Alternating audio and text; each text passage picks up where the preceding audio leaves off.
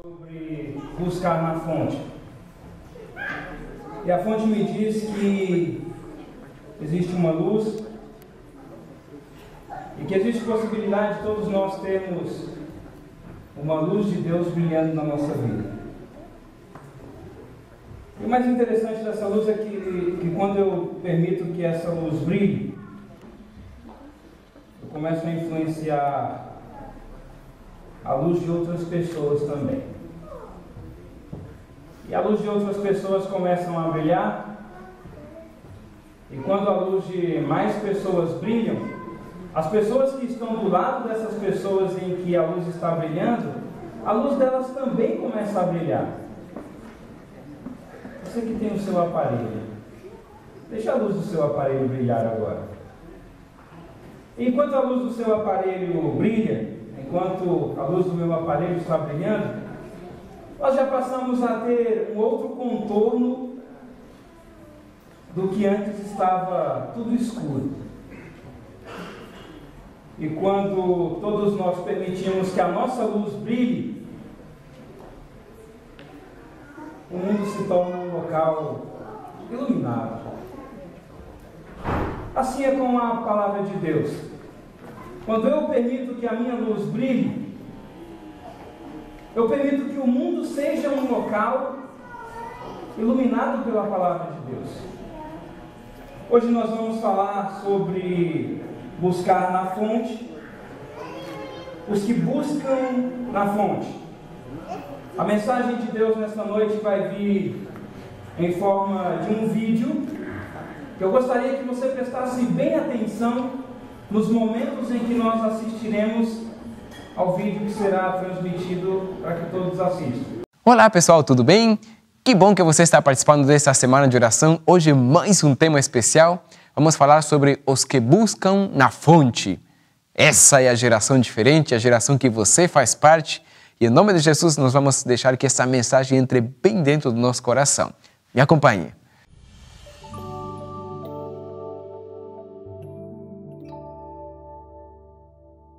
E eu quero começar hoje lendo Salmo 119, verso 105, que diz assim: Lâmpada para os meus pés é a tua palavra e luz para os meus caminhos. Esse verso aqui é um dos maiores desafios para a juventude do século XXI. Embora seja um dos versos mais conhecidos, é também aquele que apresenta um desafio radical. O desafio é estudar a palavra de Deus, ler a palavra de Deus. Sabem por que um desafio radical? Porque nós não gostamos de ler, isso é natural. A maior parte das pessoas não gosta de ler. Eu quero trazer algumas informações para você entender um pouquinho a problemática deste assunto. No Brasil, nós temos um nível de alfabetização que chega aos 91%. Ou seja, 91% dos brasileiros acima de 15 anos são alfabetizados, conseguem ler e escrever. Esse é um número alto, mas mais ou menos também, não é tão alto. Afinal, no ranking mundial, estamos no nível 132. Ou seja, existem 131 países que estão acima do Brasil em quanto a nível de alfabetização. Inclusive países como Equador, Colômbia e Paraguai. Países aqui vizinhos estão melhor nessa questão de alfabetização. Então, o Brasil é um país que superou muitas barreiras nessa questão, mas ainda consegue alcançar mais, tem que alcançar mais.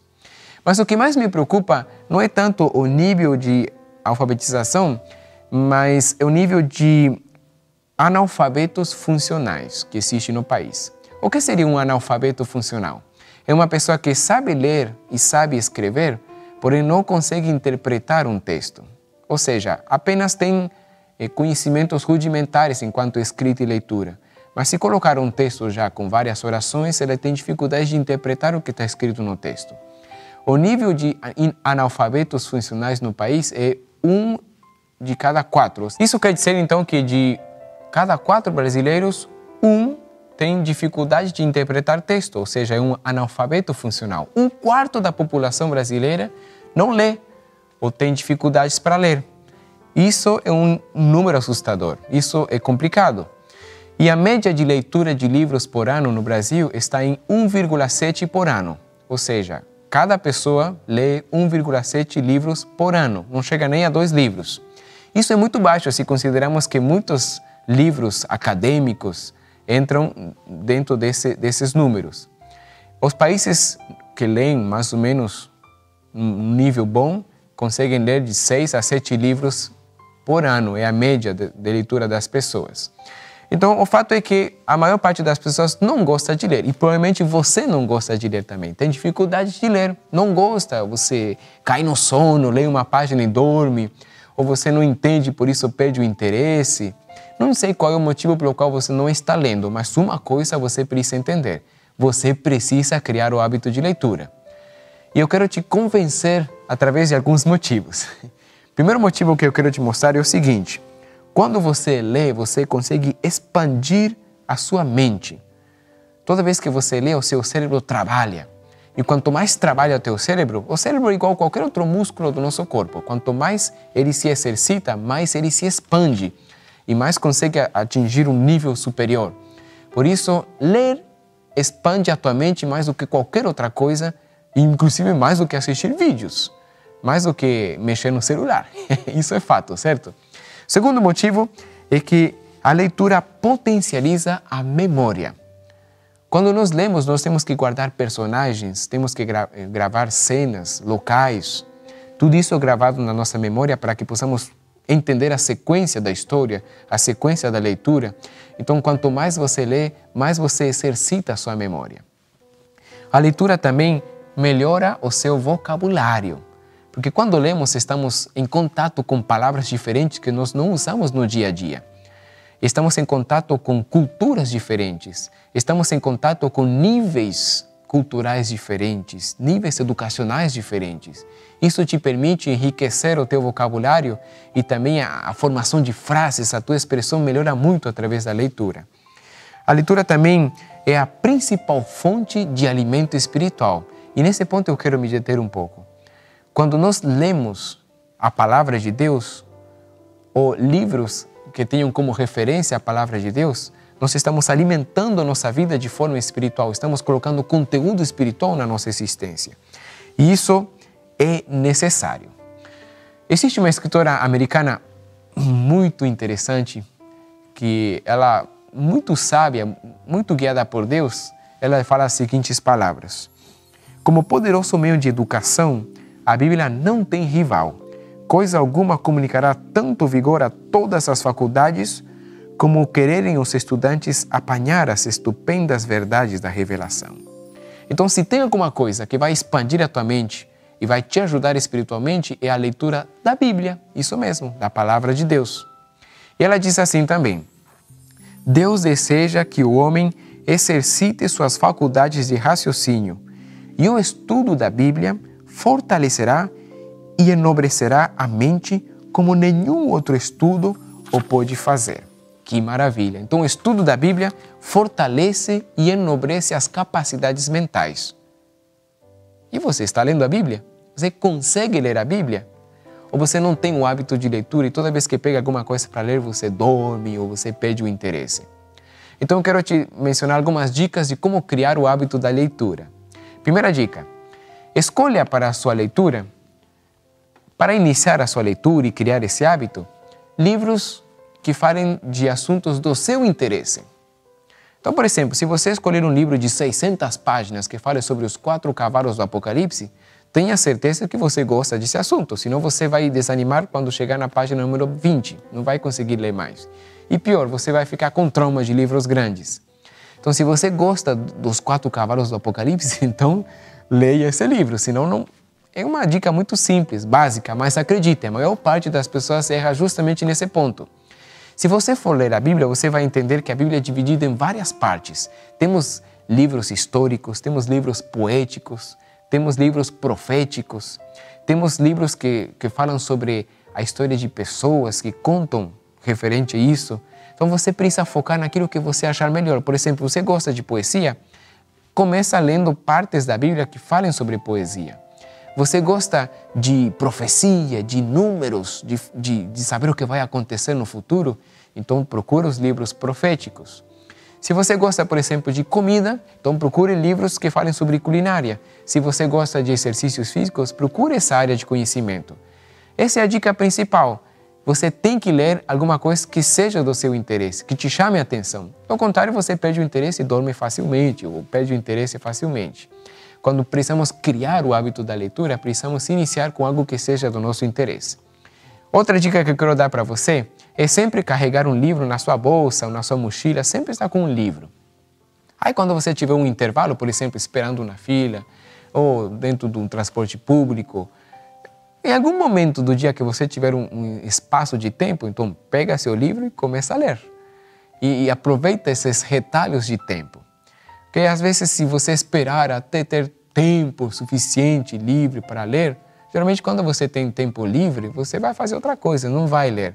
Mas se você aproveitar esses pedaços de tempo, então você vai conseguir criar esse hábito de leitura.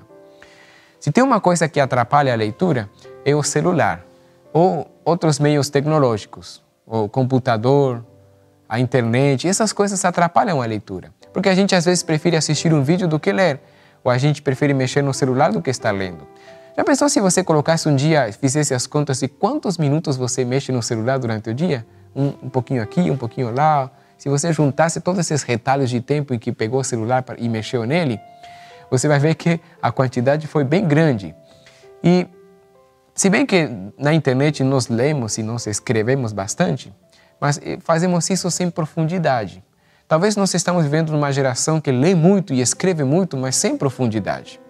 E você só vai ter profundidade na sua leitura quando você ler algo consistente, não apenas um status de Facebook, não apenas uma frase que foi mandada no WhatsApp, não. Quando você ler e tiver uma interpretação do texto de várias páginas de leitura. E isso só se consegue com a leitura de um livro. E a melhor leitura que existe é a leitura da Palavra de Deus, porque é a fonte especial. Através da Bíblia, Deus se comunica com o ser humano. Quando nós lemos a Bíblia, nós entendemos que Deus está falando com a gente. A melhor leitura, de fato, é a Bíblia. Muito cuidado, porque existe uma lei da conduta humana que diz assim: pela contemplação somos transformados. Ou seja, você vai ser transformado de acordo com aquilo que está contemplando. Então eu te faço uma pergunta: que tipo de livros você está lendo? Que tipo de material você está lendo? Porque o seu caráter será transformado de acordo com essa leitura que você está fazendo.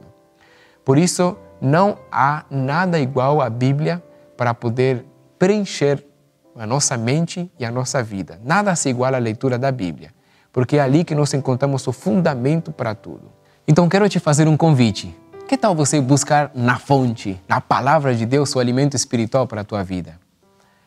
Romanos capítulo 10, verso 17 diz assim: a fé vem pelo ouvir e ouvir pela Palavra de Deus. Ou seja, o contato com a Palavra de Deus é o que provoca a nossa fé. Você pode ouvir muitos sermões, você pode ouvir muitos estudos e explicação de outras pessoas, mas nada disso se compara com você pegar a sua própria Bíblia e entender a mensagem de Deus com seus próprios olhos, através da leitura da Palavra de Deus. Essa é a maior fonte de alimento espiritual da tua vida. Então, se você não tem o hábito de leitura, por favor, corre atrás de adquirir esse hábito. Você precisa ter esse hábito de leitura, porque essa é a sua principal fonte de alimento espiritual. É assim que você vai conquistar vitórias na sua vida espiritual. É assim que você vai passar a fazer parte de uma geração diferente. Uma geração que está procurando cair aos pés de Jesus e, com todo o conhecimento de Deus, falar da sua experiência com Deus. Que Deus te abençoe para isso.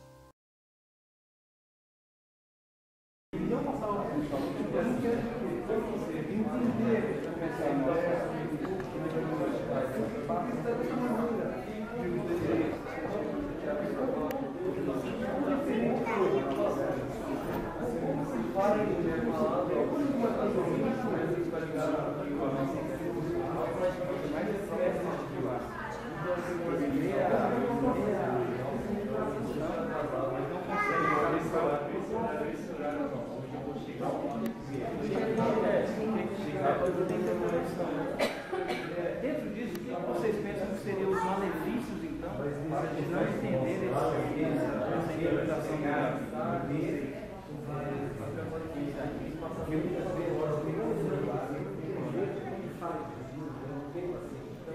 Problema de fala.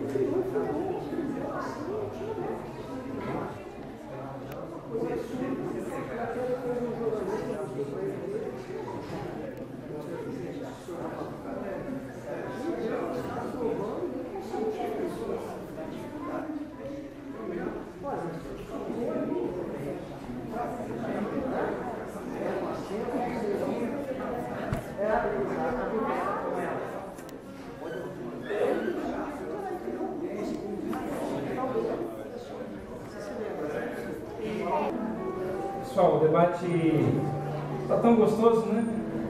Eu percebi que os grupos debateram, estudaram, compartilharam informações. Talvez essa seria uma maneira que a geração diferente poderia se aprofundar mais. Eu li certa vez uma frase de um autor que ele expressou numa frase uma realidade que eu não queria que fosse verdade. E na frase do autor ele dizia bem assim: se você quiser esconder alguma coisa de alguém, esconda dentro de um livro. Eu não gostaria que essa realidade fosse a realidade da geração diferente. Eu não gostaria que essa realidade fosse a realidade daquela geração que espera ver Jesus voltar nos seus dias. E eu gostaria de ler um texto, o texto de 2 Timóteo, capítulo 2, no verso 15. Deixa eu ver onde que eu deixei a minha Bíblia. 2 Timóteo, capítulo 2, versículo 15. Está por aí a minha Bíblia? Pode ser. Deixei a minha Bíblia no grupo que eu estava participando. Eu vou usar essa aqui, era essa versão mesmo que eu ia usar. 2 Timóteo capítulo 2, versículo 15. Essa Bíblia diz bem assim: concentre-se em fazer o melhor para Deus. Trabalhe direito, para não ter do que se envergonhar. Apresente a verdade pura e simples. Fique longe daquela conversa com ar de religiosidade que é só conversa. Você sabe que palavras não são apenas palavras. Se não tem o suporte de uma vida reta, elas envenenam a alma.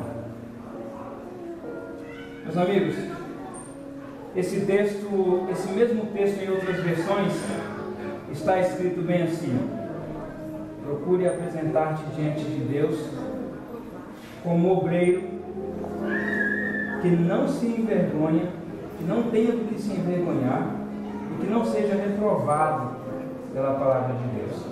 A geração diferente precisa buscar na fonte. A nossa geração precisa aprender a buscar na fonte. Mas como buscar na fonte se nós não gostamos de ler? Eu li uma pesquisa hoje que falava que 90% dos fiéis que vão a uma igreja, eles querem agradar a Deus em tudo. 90%. Mas desses 90%, apenas 19% leem a Bíblia, buscam na fonte todos os dias. 26% leem a Bíblia algumas vezes por semana. 14% leem a Bíblia uma vez por semana. 22% leem a Bíblia apenas uma vez por mês. qual dessas porcentagens é a que eu faço parte? Qual dessas porcentagens é a que você faz parte? Nesse momento eu quero te convidar a dobrar os joelhos. Independente da porcentagem que você fizer parte, eu quero te convidar a dobrar os joelhos.